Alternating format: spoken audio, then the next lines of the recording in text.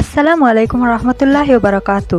এক দম্পতি দীর্ঘ 10 বছর সংসার করার পর আল্লাহ তাদের একটি ফুটফুটে কন্যা সন্তান দান করেন। কিন্তু জন্মের কিছুকাল পরেই স্বামী মারাত্মক অসুস্থ হয়ে পড়েন।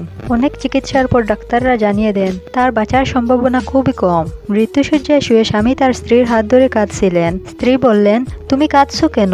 আমাদের কি আল্লাহর উপর ভরসা নেই? স্বামী অস্ফুট স্বরে বললেন, আমি মারা গেলে তুমি আর আমাদের এই ছোট কন্যা সন্তানটি একা হয়ে যাবে। এই দুনিয়ার কঠিন পথে তোমাদের কে আগলে রাখবে? স্ত্রী চোখের পানি মুছে দিয়ে স্ত্রী বললেন, তুমি যখন ঘুমাও তখন তোমাকে কে পাহারা দেয়? যখন তুমি রিজিকের সন্ধানে বাইরে যাও তখন আমাকে ঘরে কে নিরাপদে রাখে? যিনি আমাদের সৃষ্টি করেছেন তিনিই আমাদের রক্ষাকর্তা। তুমি আল্লাহর আমানত আল্লাহর কাছে সঁপে দিয়ে শান্তিতে ঘুমাও।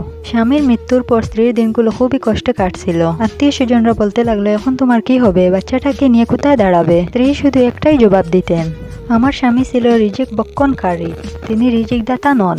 রিজিক খাওয়ানেওয়ালা চলে গেছেন, কিন্তু রিজিক দাতা তো চিরকাল জীবিত আছেন। কয়েক বছর পর সেই স্ত্রী যখন তার সন্তানকে নিয়ে অভাবের মধ্যেও দিনদার হিসেবে গড়ে তুলছিলেন, একদিন এক পরিচিত মানুষ তাকে জিজ্ঞেস করলো, আপনি কি কখনো আপনার স্বামীর অভাব অনুভব করেন না? স্ত্রী মুচকি হেসে আকাশের দিকে তাকিয়ে বললেন, প্রতিদিন অনুভব করি, তবে যখনই আমার খুব একা লাগে আমি জায়নামাজে গিয়ে বসি।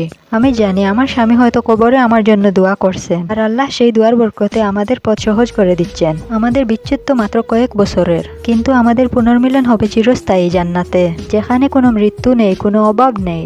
গল্পের সার কথা, এই গল্পটি আমাদের শেখায় যে দুনিয়ার মায়া সাময়িক। স্বামী স্ত্রীর বিচ্ছেদ যন্ত্রণাদায়ক হলেও যদি আল্লাহর উপর ভরসা থাকে তবে সেই যন্ত্রণা ও ধৈর্যের শক্তিতে পরিণত হয়। প্রকৃত মুমিন দম্পতি দুনিয়ার বিচ্ছেদকে চিরস্থায়ী মনে করে না, বরং জান্নাতে পুনরায় মিলিত হওয়ার অপেক্ষায় থাকে।